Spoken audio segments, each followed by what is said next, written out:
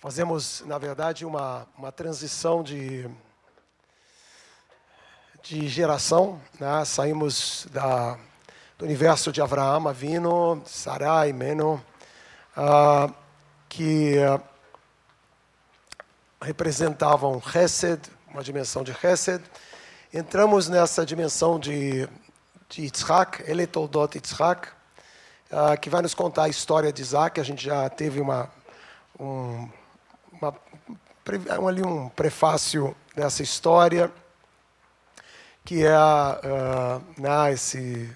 esse momento da vida inicial de Isaac, conhecendo Rebeca, que era a paraxá da semana passada.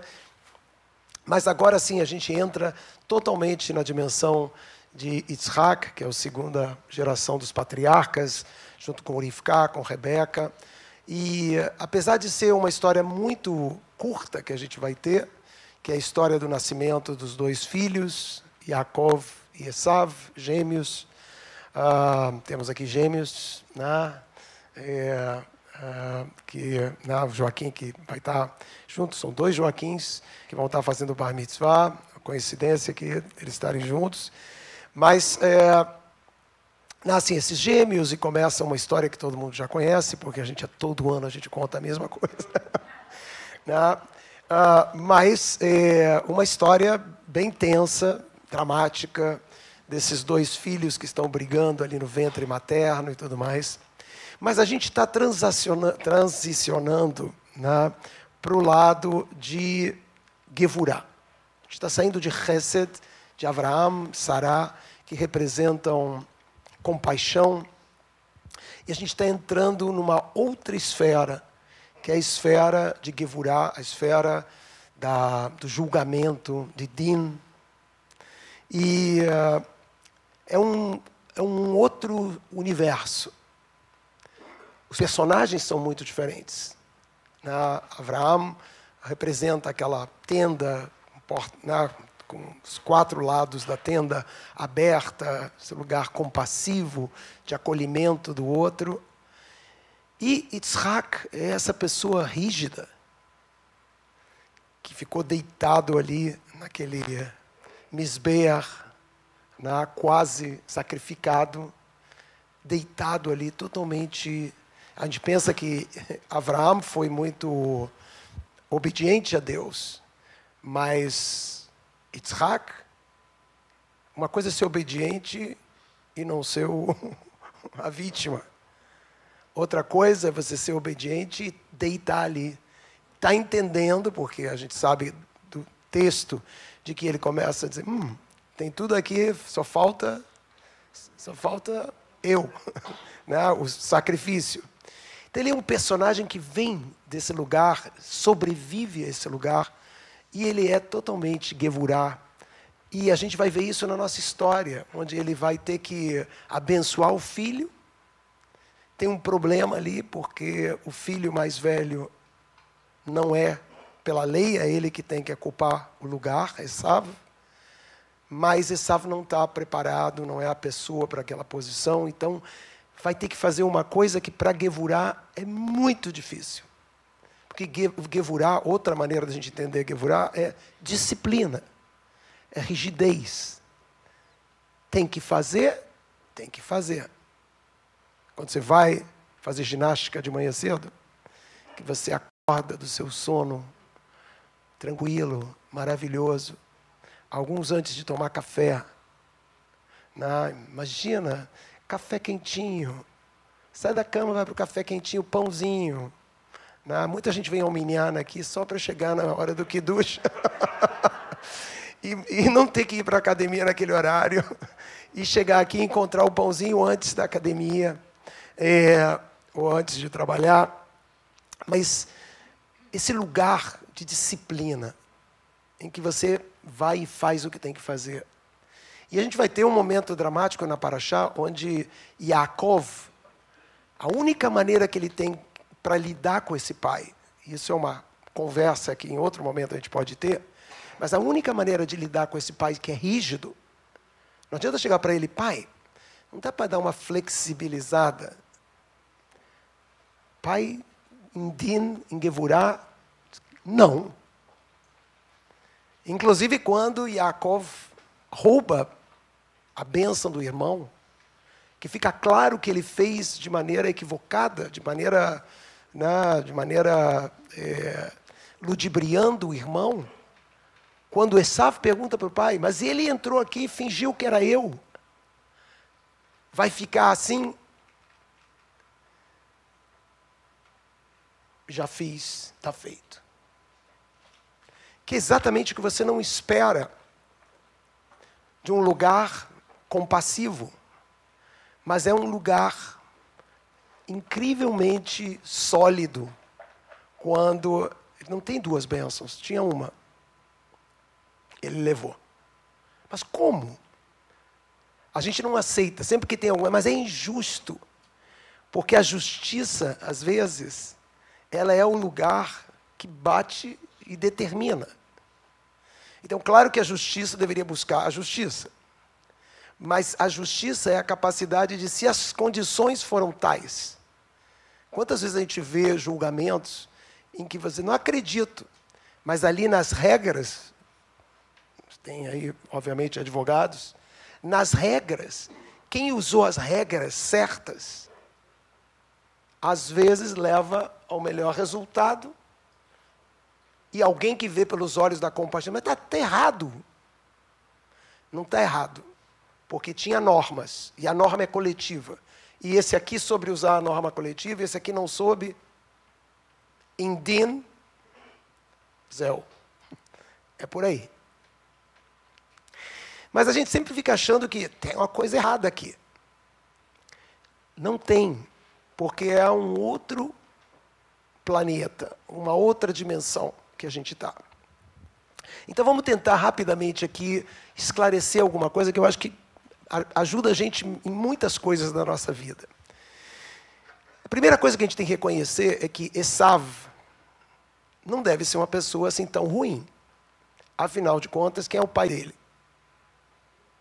Yitzhak. Quem é a mãe dele?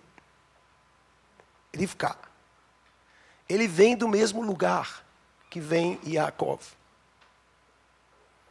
Diferente do que você podia dizer na história lá de Ismael, que era uma outra mãe, talvez uma outra realidade. Então aqui é a mesma casa. E Yitzhak gosta de Esav. Então, ou Esav ou Yitzhak não tem noção, é sem noção, ou tem alguma coisa que ele gosta.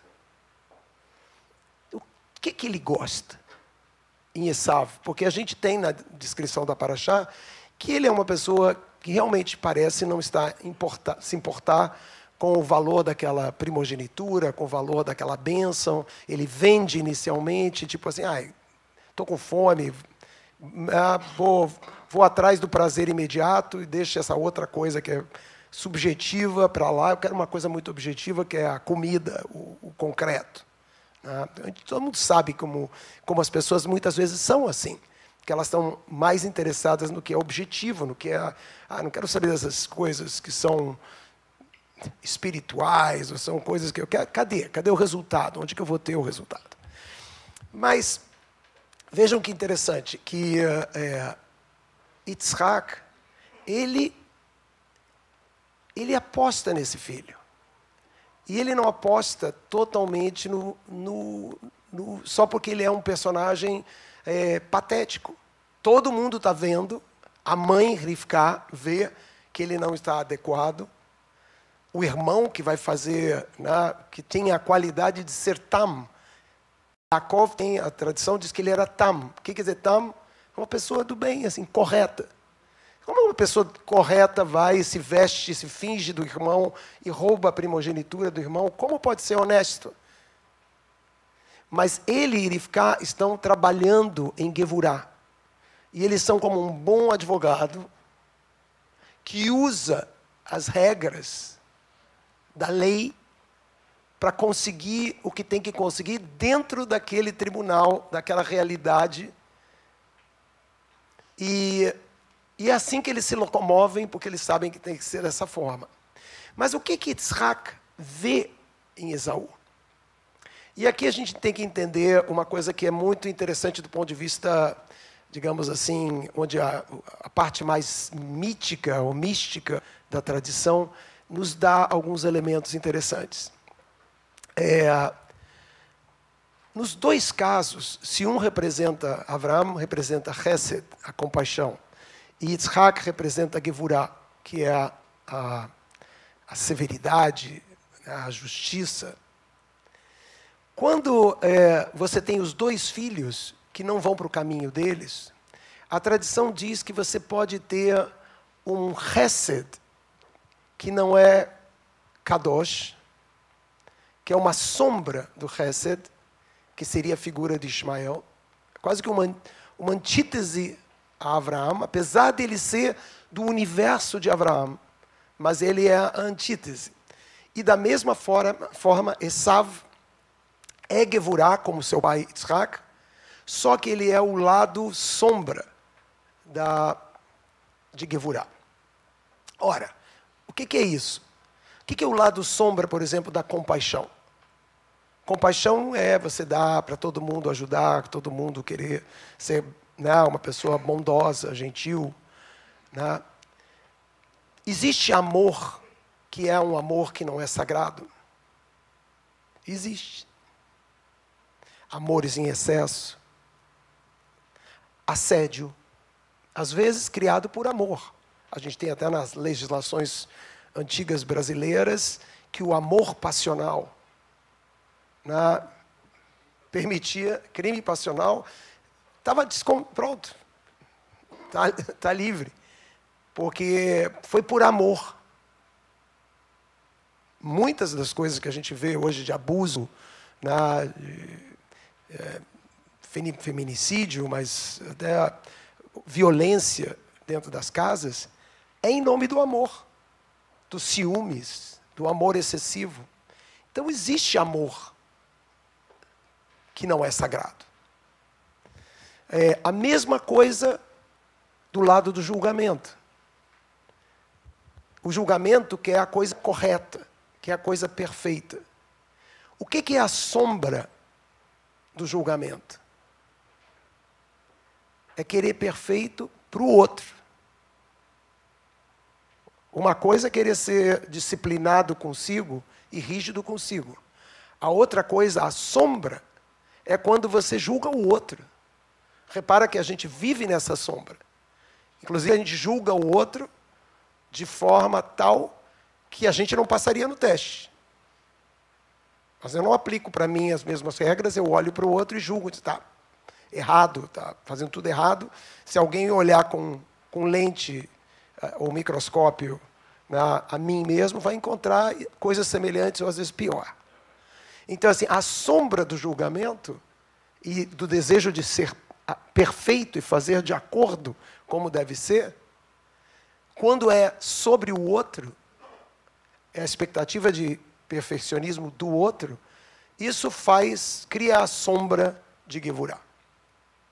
Então, o que está acontecendo aqui? Os dois pais têm um interesse muito grande, como a gente tem interesse muito grande nos nossos filhos, quando eles demonstram alguma dificuldade, versus os que não demonstram dificuldade. No caso de Avraham queria de todas as formas tentar resgatar o seu filho Ismael desse lugar de sombra de Hesed. E para ele era uma coisa muito importante fazer isso. A mesma coisa que Yitzhak. Yitzhak vê na possibilidade de resgatar o seu filho algo que ainda é maior do que no caso de Ismael. Porque é interessante isso. A tradição diz que Gevurah, que é esse lugar rígido, ele é muito mais forte do que o lado da compaixão. Parece uma coisa absurda. A gente já vê, eu uma vez usei esse exemplo aqui na sinagoga para mostrar como que isso pode ser totalmente contraintuitivo do que a gente imagina. Imagina que uma pessoa é compassiva e que ela, um dia, ela designa domingo podem passar na porta dela, para quem passar na casa dela, ela dá lá 100 reais. Para quem passar com algum tipo de necessidade, aquelas coisas de dar cesta básica. O sujeito, quem passar ganha 100 reais, não quero saber, pode passar quem for. Passa bêbado, passa quem for. Passou lá, pediu, eu dou 100 reais. Isso num indivíduo que é chesed. Num sujeito que é gevurá, mesma cena. Domingo, o cara está na porta, todo mundo que passa, ele quer saber a história. Me conta a tua história. E dependendo da história, se a situação demandar 1.000, ele dá 1.000. Dependendo da história, se 50 der conta do que o sujeito está falando, ele dá 50. Para a tradição, essa tzedakah em Gevurá é muito maior do que aquela em Chesed. Porque em Chesed, eu posso até num lugar talvez extremo, mas acontece, eu não estou nem aí para você. Eu só quero ser bom. Eu cumpro com o que eu preciso, que é, eu sou bom, toma 100 para você, toma 100 para você, toma 100 para você. Eu dei, eu sou bom, eu estou num lugar tranquilo. Em Gevurá, não. Em Gevurá, há um interesse. Cada pessoa é uma pessoa, cada situação é uma situação. Há algo que é adequado, justo para cada situação. Quando a tzedakah acontece nesse lugar, ela é maior do que no lugar de Chesed. Então, o que talvez estivesse Yitzhak fazendo?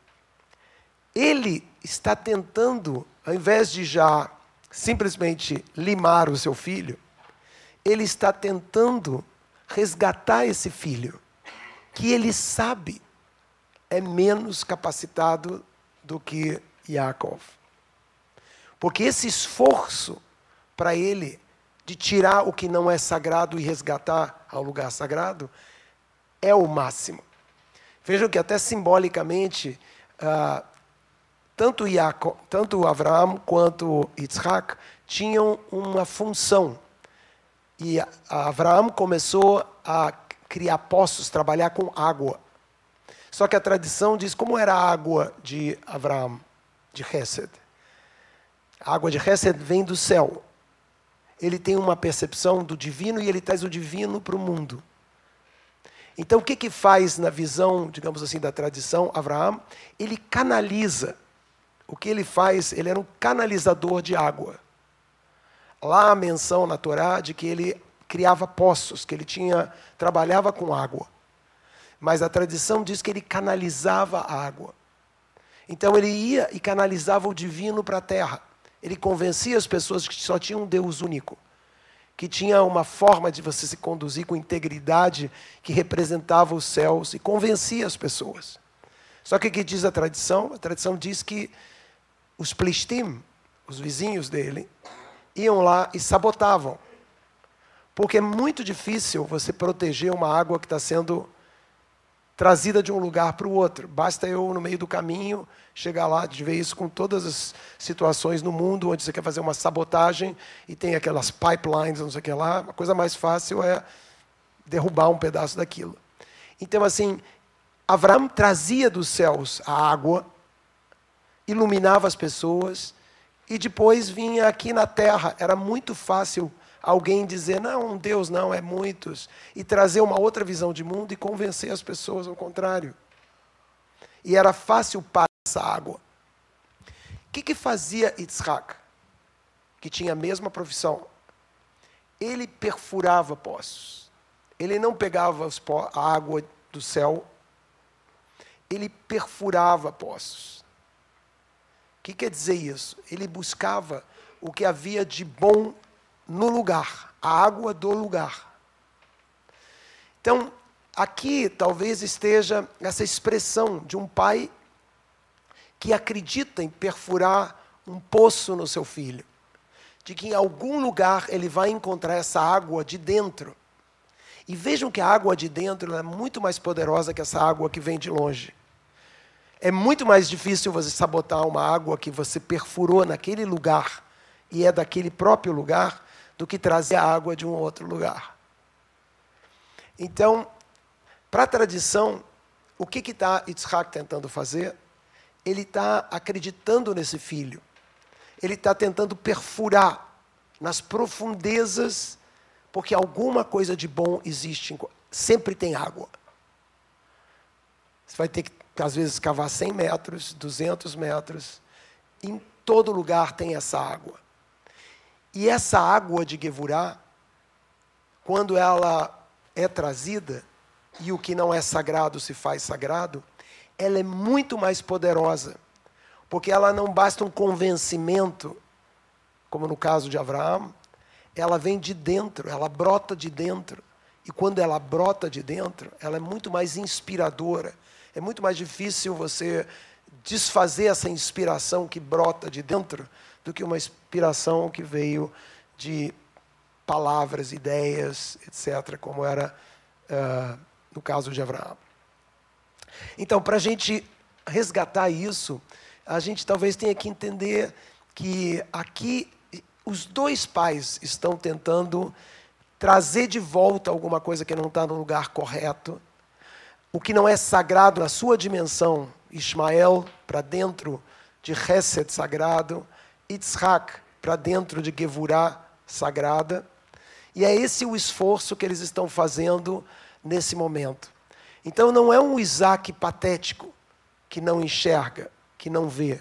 Ao contrário, é um Isaac que tem uma função incrível, que é talvez uma das coisas mais importantes que a gente pode fazer, que é encontrar o que tem de bom no outro. Perfurar por entre todas as coisas que dizem, esse cara não é legal, esse cara não é legal. O que a gente chama de akarata tov, o reconhecimento do que tem de bom no indivíduo. Então você tem que fazer um esforço, mas esse esforço, se ele é bem sucedido, ele tem um retorno, um resultado muito mais incrível, e que o patriarca estava nesse lugar fazendo exatamente isso. É por isso que a tradição diz uma coisa muito estranha. Ela diz que quando a gente chegar a tempos messiânicos, nós que fazemos a brachá, nós usamos aqui todos os patriarcas e tudo mais, mas a brachá que a gente tem na primeira bênção que nós temos na Amidá, na nossa reza silenciosa, ela termina com Magen Avraham. Nós incluímos Sara, etc., nós botamos o feminino, mas originalmente ela, Magen Avraham, é uma lembrança de Avraham, o protetor, Deus é o protetor de Avraham. Em tempos messiânicos, a brachá vai mudar e ela vai ser, em vez de Magen Avraham, ela vai ser Pachad Yitzhak, o temor ou a Gevurá de Isaac. Nós vivemos num mundo que é um mundo não redimido, onde o valor maior para a gente chegar onde deve chegar é pelo caminho compassivo. Mas o caminho compassivo não é o mais potente. O dia que a gente estabelecer alguma coisa em que o ser humano for para um outro nível, muda esse lugar essencial da própria brachá, de como a gente manifesta Deus nesse mundo, não pela compaixão, mas incrivelmente pela Gevurá. Para a gente entender que a gente, quando você olha por um padrão, as coisas têm um sentido. Quando você olha por um outro padrão, as coisas têm um outro sentido. Sem querer me demorar, porque eu já falei demais, até quando a gente vive os nossos dias de hoje, e eu vou fazer disso aqui um tipo the end, para não ser um the beginning. Até quando a gente usa as nossas leituras de mundo por esse lugar da compaixão, onde a gente acha que o valor maior é esse valor compassivo, onde o bem maior é sempre a flexibilização, e a tradição está dizendo, Às vezes você tem que passar, às vezes não. Gevurah é um valor mais potente do que a própria compaixão. E durma-se com um barulho desse, porque nós todos, na nossa juventude, nas nossas utopias, a gente aposta sempre em Hesed, sempre em compaixão, talvez como um caminho, mas não como um fim. E isso muda completamente o olhar para tudo. Shabbat Shalom.